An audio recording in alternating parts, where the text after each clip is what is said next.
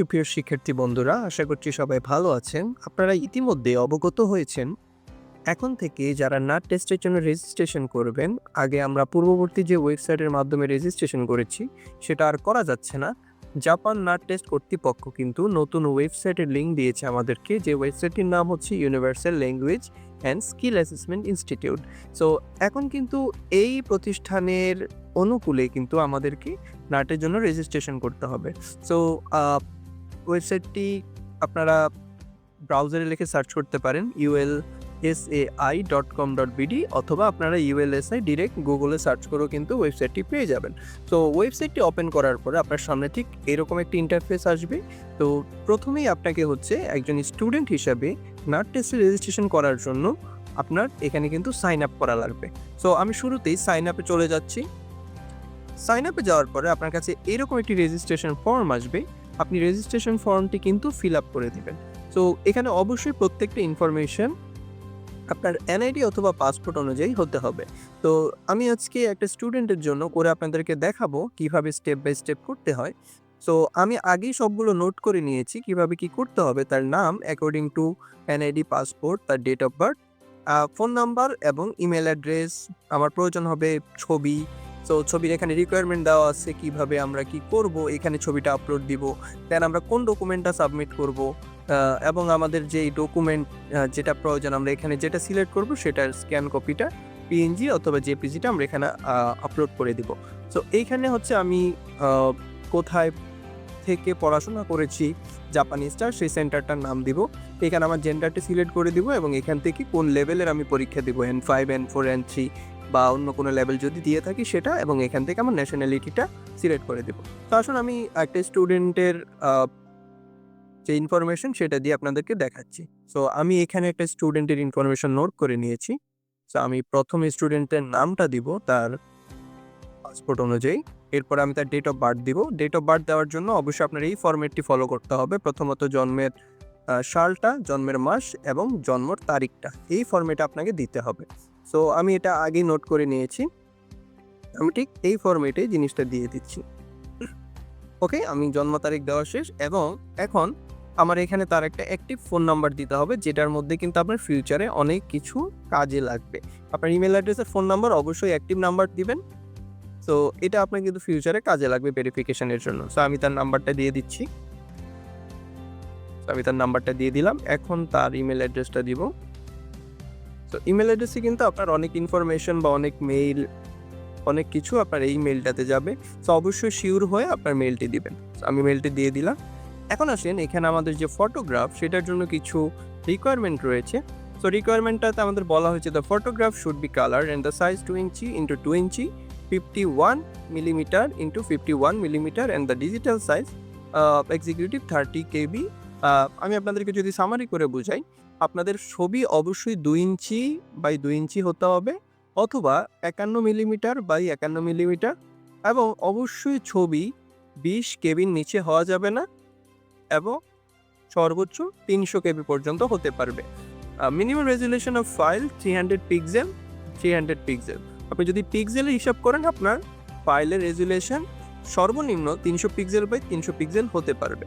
তো আমরা যদি 2 ইঞ্চি বাই 2 ইঞ্চিকে পিক্সেলে কনভার্ট করি আমাদের ফাইল সাইজ হবে 600। আমরা 600-র উপরে যেতে পারবো না, 300-র নিচে নামতে পারবো না। তো আসেন এখানে গেলে আপনারা অনেকে একটা প্রবলেম ফেস করবেন যে ভাইয়া আমার ছবিটা তো আসলে এই রেজুলেশনে করা নাই, সেক্ষেত্রে আমি কি করব? তো আপনাদের জন্য আমি নতুন একটি ওয়েবসাইটের সন্ধান দিব, যেটার মাধ্যমে আপনি ইজিলি ছবিটা কিন্তু রিসাইজ করতে পারবেন। তো আমি যদি এই ওয়েবসাইটটিতে যাই, আমি ওয়েবসাইটের লিঙ্ক আপনাদেরকে দিয়ে দিব। আপনারা চাইলে কিন্তু এই ওয়েবসাইটের মাধ্যমে আপনার ফটোটা রিসাইজ করতে পারবেন। সো আমি যে ক্যান্ডিডেট আছে তার ছবিটা এখানে আপলোড দিচ্ছি। আপনার ছবিটা আপনি আপলোড দিবেন। সো আমি এখানে আমার ক্যান্ডিডেটের ছবিটা আপলোড দিলাম। ওকে, আপলোড হতে একটু সময় নেবে। ওকে, আপলোড হয়ে যাওয়ার পরে এবার হচ্ছে আপনাকে এখানে কিছু ইনফরমেশন আছে, সেগুলো অনুযায়ী আপনি করবেন। সো আমি এখানে দিয়ে দিলাম যে উইথ হইতে হবে আমার 600, হাইট হইতে হবে আমার 600। অবশ্যই এখানে যেন পিক্সেল সিলেক্ট থাকে। তো এখানে পিক্সেল সিলেক্ট থাকবে 600 বাই 600। তো আমি যে কোনো একটা দিলেই হবে। আমি এখানে 600 দিলাম। এখানে কিন্তু একটা করে এন্ট্রি নিচ্ছে। তো এখানে আমি চাইলে রেশিওটা না দিতে পারি, 600 বাই 600 দিলাম। সো এখান থেকে কিন্তু আমি চাইলে ফাইল সাইজও ইন্ডিকেট করে দিতে পারবো যে আমার ফাইল সাইজ কত হইতে হবে ম্যাক্সিমাম। সো এখানে অরিজিনাল ছবি এবং আমি এখান থেকে কিন্তু ক্রপে ক্লিক করব দেওয়ার পরে। তো আমি ক্রপে দেওয়ার পরে এখানে আমি 600, এখানে 600। ওকে, যেহেতু আমার ছবিটার সাইজ ছোট উইথের দিক থেকে, সেই কারণে আমার 600টা নিচ্ছে না। আপনারা যখন বড় একটি ছবি দিবেন সেই ক্ষেত্রে কিন্তু আপনার 600টা নিয়ে নেবে। তো আমার হাইটে সে ছবিটা 600 আছে, কিন্তু আমার কিন্তু উইথের জায়গা থেকে 600 নেই, যার কারণে এটা কিন্তু নিচ্ছে না। সো আমি এখান থেকে যদি স্কয়ার রেশিও করি সেই ক্ষেত্রেও কিন্তু হবে। হ্যাঁ, সেক্ষেত্রে আপনার আর কোনো ঝামেলা নেই। আমাদের যেহেতু সর্বনিম্ন 300, তো আমরা এখানে 425 নিলেও আমাদের কোনো সমস্যা নেই। তো আমি এবার হচ্ছে আমার এই যে ক্রপিং এরিয়াটা সেটাকে আমরা সেন্টারে আনবো, যেন আমাদের ছবিটার ক্রপ এরিয়াটা থাকে। তো আমি চাইলে এখান থেকে আরেকটু বড় করতে পারি কর্নারটা ধরে। দেখুন আমার রেশিও কিন্তু সেমভাবে বাড়ছে। ওকে, যেহেতু আমার আর যাবে না, যেহেতু ছবির রেশিওটা আমার ছবিটা ছোট, সেই কারণে এখন দেখেন কিন্তু আমার ওই যে আমার কিন্তু এখন সর্বোচ্চ সাইজ যেটা সেটাই আসছে 504x504। আমি কিন্তু এখান থেকে এখন সেন্টারটা সিলেক্ট করব। আমরা তার কপালটা ফলো করব। এইখানে যে অ্যারোটা রয়েছে সেটার দিকে ফলো রাখবেন, যে তার কপালের এরিয়াটা বরাবর আমরা সেন্টার করব। করার পর আমরা এখান থেকে ক্রপে ক্লিক করব। ওকে, ক্রপে ক্লিক করার পরে দেখুন আমার ছবিটা কিন্তু স্কোয়ার সাইজে হয়ে গেছে এবং 600x600 রেশিওতে কিন্তু চলে আসছে। আমি এখান থেকে এবার এক্সপোর্টে ক্লিক করব। আমি এখান থেকে চাইলে ব্যাকগ্রাউন্ড ফিল অফ করে দিতে পারি, আমার ব্যাকগ্রাউন্ড ফিল প্রয়োজন নেই। আমি এখান থেকে এক্সপোর্টে ক্লিক করব। ওকে, আমার ছবিটা কিন্তু এক্সপোর্ট হচ্ছে এবং আমি এখান থেকে কিন্তু ডাউনলোড ইমেজ দিতে পারবো, অথবা এখান থেকেও ডাউনলোড করতে পারবো। আমি ডাউনলোড ইমেজ দিলাম। ওকে, আমার ছবিটা কিন্তু ডাউনলোড হয়ে গেছে। তো এইবার আমি এই ছবিটা এখানে আপলোড করে দিব। তো আমি এখান থেকে আমার ডাউনলোড ফোল্ডারে যাব। আপনার ফোনে যেখানে ছবিটা সেভ হয়েছে কিন্তু আপলোড দিতে পারেন। তো এবার আসেন ডকুমেন্ট সাবমিট করার জন্য আমরা এখানে যে পাসপোর্ট অপশন আছে আর এনআইডি অপশন আছে বা আপনার জন্ম নিবন্ধন আছে, সেখানে যে কোনো একটা সিলেক্ট করবেন। আমি যেহেতু তার পাসপোর্টটা আপলোড দিব, সেক্ষেত্রে তার পাসপোর্টে এখানে সিলেক্ট করে আমি ডকুমেন্টটা আপলোড করে দিব। সো আমি যে ফোল্ডারে রেখেছি আমি ফোল্ডারটাতে যাব।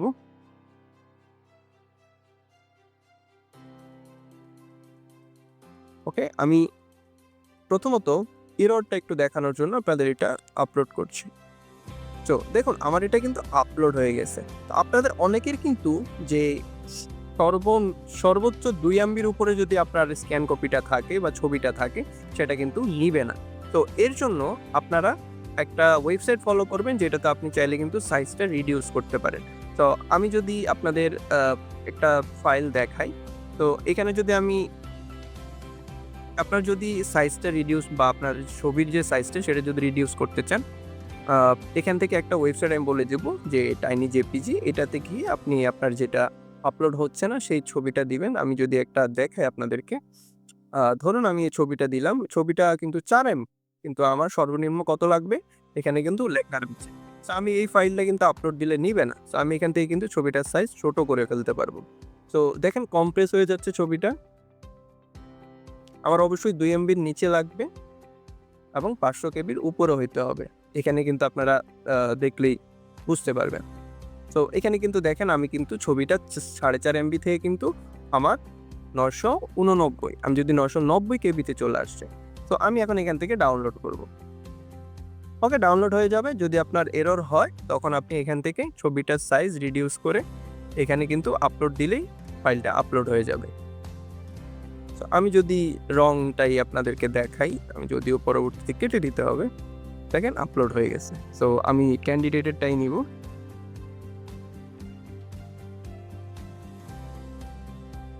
ভুল করা যাবে না, কারণ ভুল হলে পরবর্তীতে এর জন্য মাসুল দিতে হবে।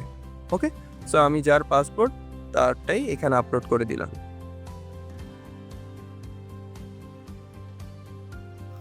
ওকে, এই যে দেখেন আমি ফাইলের নামটা যদি মিলাই passport.jpg, অবশ্যই এগুলো ম্যাচ করে রাখবেন। ওকে, সো আমি ভুল এড়ানোর জন্য আমি আবার একবার চেক দিলাম এবং এইখানে আমি যেই প্রতিষ্ঠান থেকে আমার রেজিস্ট্রেশনটা কমপ্লিট করেছি সেটা আমি দিব। আমি এখানে দিলাম শিনকো এডু প্লিজ। ওকে, তো আমি এখানে দিয়ে দিলাম যে শিনকো এডুভিস্তা এবং আমি আমার জেন্ডার সিলেক্ট করবো, যেহেতু আমার ক্যান্ডিডেট একজন মেল, আমি মেলটা সিলেক্ট করব। ওকে, এখান থেকে আমি এক্সাম লেভেলটা দিব N5।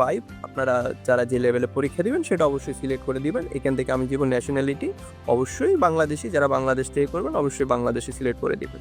এবার আমি নেক্সটে চলে গেলাম। সো আসেন, আমার কিন্তু রেজিস্ট্রেশন শেষ, এবার আমার অ্যাকাউন্ট ক্রিয়েট করার পালা। সো আমি এখানে যদি রেজিস্ট্রেশনের জন্য অ্যাকাউন্ট ক্রিয়েট করি, আমার এর আগে দুটো স্টুডেন্টের জন্য কিন্তু অলরেডি করা রয়েছে। সো আমি এই কারণে এখানে যার নতুন করলাম তারটা হচ্ছে আমি এখানে এন্টার দিব। আপনি চাইলে এখানে ছোট হাতের যে কোনো নাম ইউজ করতে পারবেন। এখানে এনআইডি অনুযায়ী বা পাসপোর্ট অনুযায়ী হতে হবে এটা কোনো শর্ত না। এখানে জাস্ট আমরা একটা ইউজার নেম দিব, সবগুলো ছোট হাতের অথবা সংখ্যা। আমরা ট্রাই করব কোনো প্রকার স্পেস না রাখার। তো আমি তার নাম দিয়ে দিলাম। পাশে আমরা যে কোনো একটা সংখ্যা লিখে দিতে পারি। সো আমি তার একটা সংখ্যা লিখে দিলাম।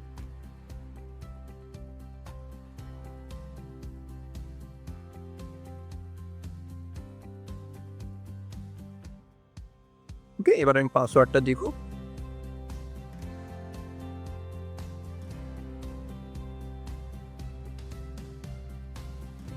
সো একই পাসওয়ার্ড আমি এখানে পেস্ট করে দিই।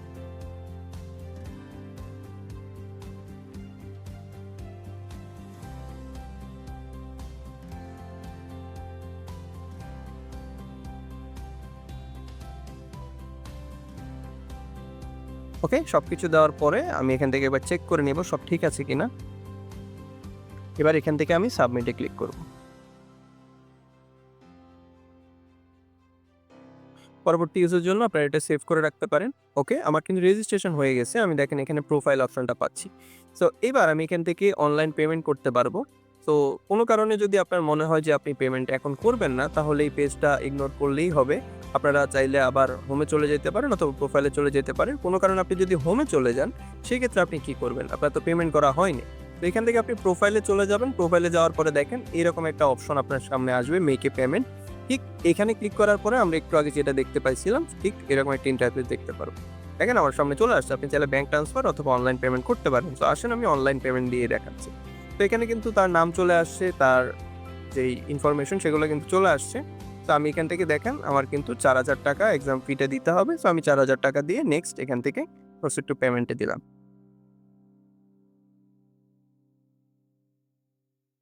ওকে, প্রসিড টু পেমেন্টে দেওয়ার পরে আপনি যেই ব্যাংকিং এর মাধ্যমে, মোবাইল ব্যাংকিং এর মাধ্যমে আপনি পেমেন্ট করবেন সেটা সিলেক্ট করবেন। আমি যেহেতু বিকাশে পেমেন্ট করব, আমি বিকাশটা সিলেক্ট করলাম। তো এইখানে দেখেন আপনার কিন্তু কিছু চার্জ নিবে, তাদের যেই গেটওয়ে ফি সেটা নিবে। আমার অ্যামাউন্ট কিন্তু ৪,০০০ এবং অ্যাডিশনাল চার্জ হিসেবে আমার কাছে কিন্তু ১০২ টাকা সামথিং নিয়ে যাবে। তো আমি এখান থেকে পেতে ক্লিক করব। ওকে, অ্যাজ ওয়েল অ্যাজ আপনার যদি ওই নাম্বারেই যদি বিকাশ থাকে ওটা অটোমেটিক চলে আসবে, আর যদি না থাকে সেক্ষেত্রে আপনি হচ্ছে আপনার বিকাশ নাম্বারটা দিবেন।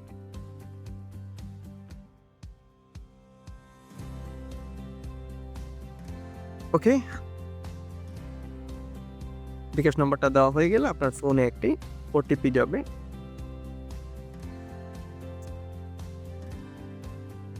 আমি ওটিপিটি দিয়ে দিচ্ছি।